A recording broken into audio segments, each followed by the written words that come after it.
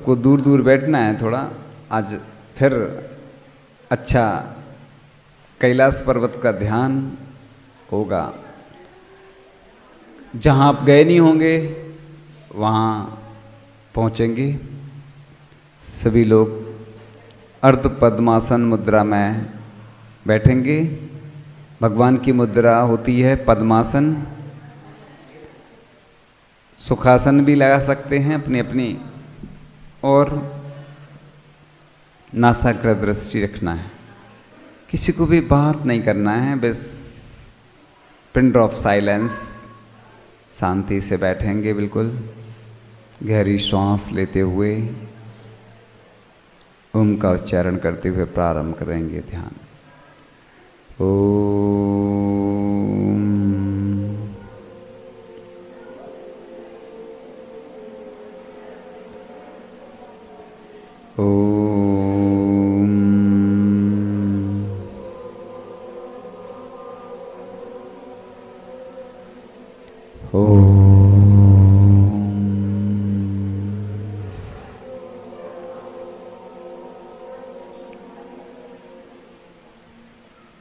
कैलाश पर्वत जहाँ पर शीत ही शीत है, वहाँ की यात्रा प्रारंभ करते हैं। खाइयों से बेष्टित एक बहुत बड़ा स्फटिक मणि के समान स्वच्छ सुंदर प्रासाद है। रात्रि का समय है। हम सब गहरी निद्रा में सोए हुए स्वच्छ स्वप्न देख रहे हैं कि हम कैलाश पर्वत पर आदि ब्रह्मा आदिनाथ के दर्शन करने जा रहे हैं। उसके पहले ऐसे ही लगा कि जैसे कोई पुकार रहा हो, आओ मेरे पास आओ, तुम्हारा जीवन सफल हो जाएगा। और सबकी निद्रा खुल गई। सोचने लगी कि हमारा कोई हितैषी हमें बुला रहा है, जाना चाहिए, और हम यात्रा प्रारंभ कर देते हैं। सब अपने अपने घोड़ों पर सवार होकर चले जा रहे हैं। चलते चले जा रहे हैं। ये नगर की सीमा पार हो गई और आ गया घनघोर जंगल। चारों ओर नीरवता, शांत वातावरण, मात्र घोड़ों की टप टप करती हुई टापों की आवाज़ सुनाई दे रही है। जंगल के बीचों बीच चले जा रहे हैं। बहुत दूर तक निकल गए हैं। कोई दिखाई नहीं दे रहा है। घने घने वृक्ष दिखाई दे रहे हैं। थोड़ी दूर पर एक सरोवर आ गया। उसको पार करके आगे बढ़ गए। कंकरीले पथरीले रास्ते, नदी नाले, पहाड़, जंगली झाड़ियों को पार करते हुए चले जा रहे हैं। मन में अदम्य साहस, उत्साह भरा हुआ है। दर्शन के भावना से ओतप्रोत हो आगे बढ़ रहे हैं। और अचानक सामने क्या देख रहे हैं कि नीले साफ स्वच्छ जल से भरा हुआ एक विशाल समुद्र है। हे प्रभु, यहाँ तक तो हम अपनी शक्ति से आ गए, लेकिन इस विशाल समुद्र को कैसे पार करें? संकल्प में तो वह शक्ति है कि जमीन आसमान को एक कर देता है, आसमान के तारे भी तोड़कर ला सकता है। सभी समुद्र के किनारे पर ही संकल्प कर लेते हैं। जब तक आदि प्रभु के दर्शन नहीं होंगे तब तक अन्न जल का त्याग, आसन लगाकर एकाग्रता से भक्ति में लीन हो गए और आगे भक्ति करते चले जा रहे। हे महामना, आदि ब्रह्मा, आदिश्वर प्रभु, त्रैलोक्यानीश्वर, परम पूज्य देवादिदेव, आपकी भक्ति में तो वह शक्ति है जो प्राणी को संसार समुद्र से पार लगा देती है। जल का थल हो जाता है, थल का जल हो जाता है, अग्नि का नीर, सर्प का हार हो जाता है, सभी उपद्रव शांत हो जाते हैं। तो क्या हम इस समुद्र को पार नहीं कर सकते? कर सकते, हमें विश्वास है। और धन्य हैं ऐसे जीव जिनको साक्षात आदि ब्रह्मा के दर्शन हुए हैं। धन्य वे भरत चक्रवर्ती जिन्होंने साक्षात प्रभु के चरण स्पर्श किए। धन्य जिन्होंने ऐसे प्रभु के दर्शन किए हैं। हमें भी दर्शन मिलेंगे। हमने भी स्वप्न में दर्शन किए, लेकिन अब साक्षात दर्शन करने का सौभाग्य मिलेगा। और जब हम छोटे छोटे जिनालयों के दर्शन करके गदगद होते हैं, प्रफुल्लित होते हैं, तो ऐसे आदि ब्रह्मा के दर्शन करने को कौन लायलायत नहीं रहेगा। तभी आकाश वाणी होती है, हे दर्शनाभिलाषी भक्त, तेरी मनोकामना अवश्य पूरी होगी। अब तेरी निराशा का अंत और आशा का संचार होने वाला है। धैर्य रखो, दृढ़ता रखो और विश्वास रखो। तभी क्या अतिशय होता है कि सभी के अंदर एक अपूर्व शक्ति का संचार हो गया, जिसके प्रभाव से सभी लोग आदि प्रभु का नाम लेकर चलने को तैयार हो गए। ऐसे चल रहे हैं जैसे हम सामान्य भूमि पर चलते हैं। अपूर्व आनंद से सभी बढ़ते हुए चले जा रहे हैं। समुद्र पार कर लिया और थोड़े आगे बढ़ने पर दूर से ही कुछ स्वच्छंद धबले आवासी दिखने लगी हैं। थोड़ी और बढ़े कि 500 धनुष ऊंची स्वर्णाभा से युक्त सुंदर प्रतिमा दिखने लगी। आदि प्रभु की प्रतिमा देखकर सभी खुशी से झूम उठे। सबकी थकान दूर हो गई। मन में साहस व उत्साह बढ़ गया। ऐसे लगने लगा जैसे अपने अंदर अनंत शांति आ गई हो। सभी के मन में उत्सुकता है कि मैं पहले पर्वत पर पहुंचकर आदि प्रभु के दर्शन सबसे पहले कर लूं। सब लंबे लंबे कदम जल्दी जल्दी बढ़ाते जा रहे हैं, चढ़ते जा रहे हैं, बढ़ते जा रहे हैं। लेकिन हे प्रभु, ये दूसरी समस्या फिर आ गई कि गहरी खाई सामने है, जिसको देखते ही चक्कर आ जाए, लेकिन इसको पार किए बिना हम प्रभु का दर्शन नहीं कर सकते। सभी वहीं रुक गए, घोड़े पर से उतरकर वहीं बैठ गए और प्रभु की प्रार्थना करने लगे। हे प्रभु, कहाँ हो तुम? हमें जल्दी अपने पास बुला लो। हे प्रभु, मुझे शक्ति दो, संबल दो, ताकि मैं आपके चरणों में आ सकूं। हे परमात्मा, अब तो नहीं रह जाता। आपके दर्शन को मन अधीर हो रहा है, कुछ उपाय बताओ। अक्षय दिखलाओ भगवान, जल्दी दर्शन दो। तभी सबके मन में आत्मविश्वास के साथ अनंत शक्ति का संचार हो जाता है और जय आदिनाथ, जय आदिनाथ, जय आदिनाथ की ध्वनि करते हुए छलांग लगाते ही सब उस पार पहुंच गए। सभी के मन में खुशी है, चलो हमारी मेहनत सफल हुई, अब तो अवश्य प्रभु के दर्शन होंगे। ऐसा विचार कर अपने आप को धन्य धन्य कह रहे हैं। लो, ये आ गया कैलाश पर्वत, जहाँ विराजमान है आदिनाथ भगवान, जिनका विशाल मंदिर बना हुआ है।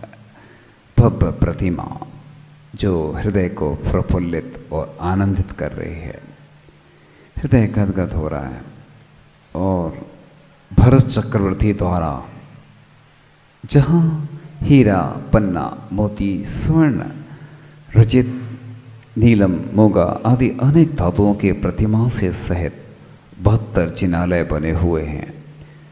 सब ने घोड़े नीचे ही छोड़ दिए और पैदल ही चढ़ रहे हैं।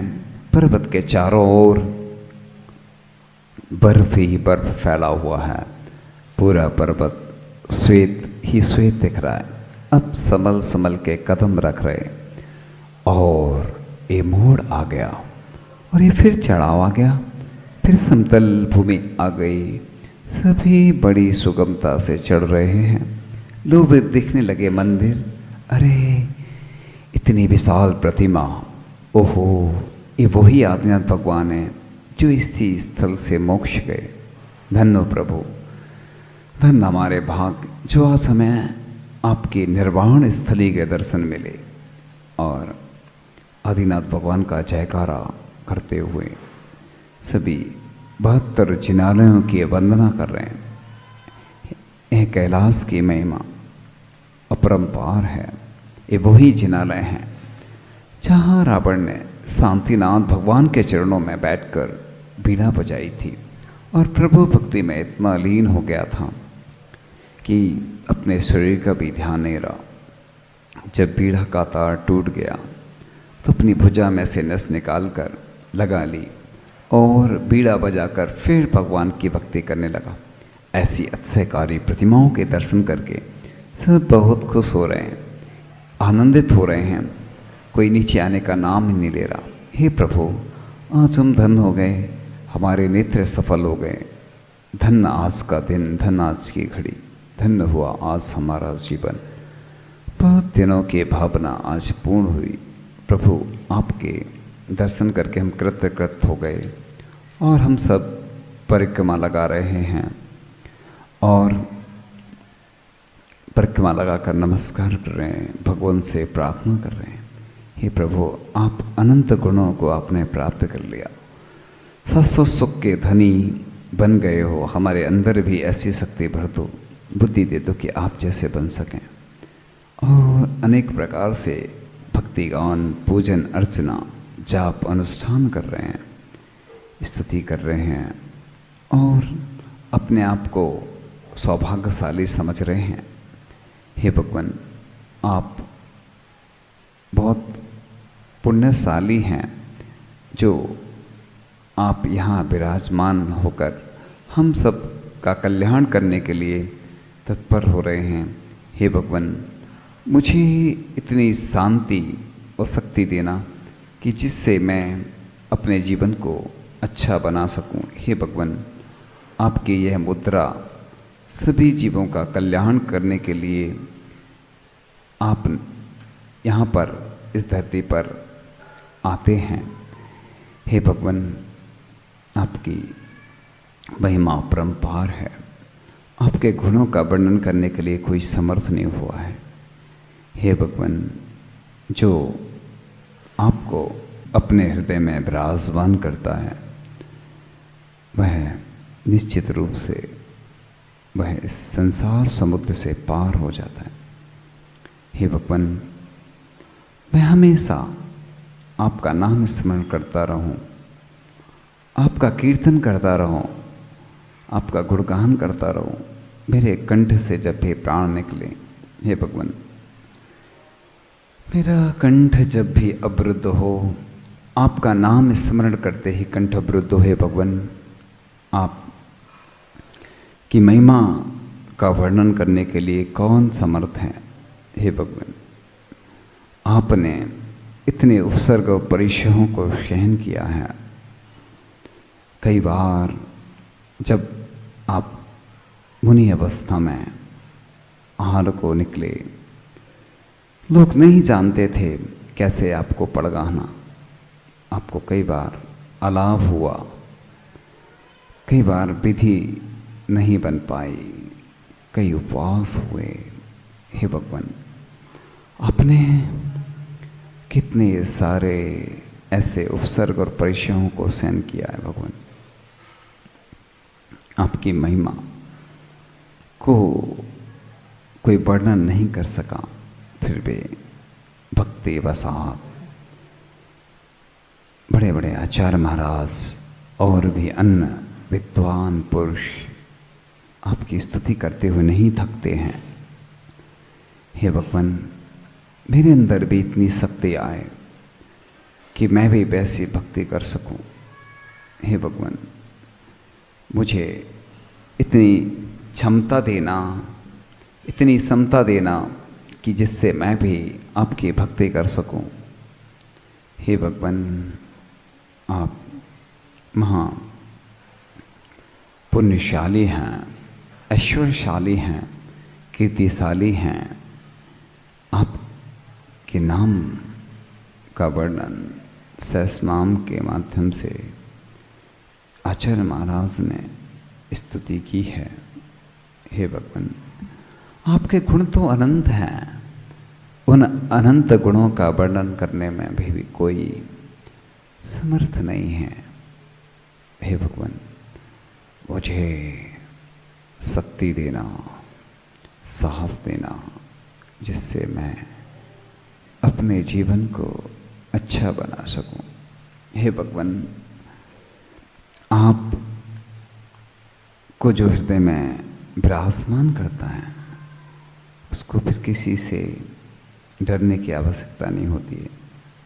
हे भगवान, हे प्रभु, मुझे शांति दो, मुझे शांति दो, मुझे शांति दो।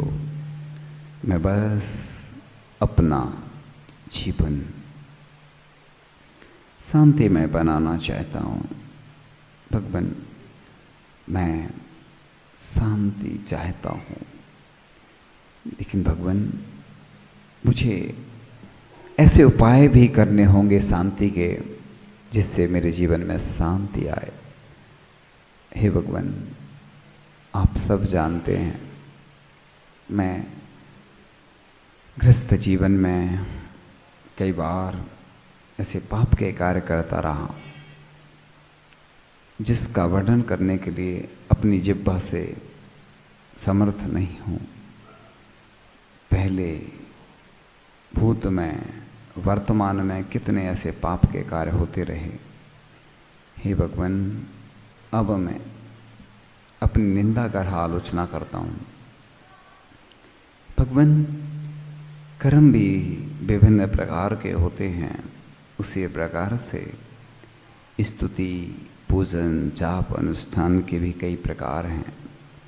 लेकिन भक्त आपको हृदय में बिठाकर आपकी निंदा कर, अपनी निंदा कर आलोचना करके अपने पुण्य का वर्धन करने के लिए समर्थ होता है।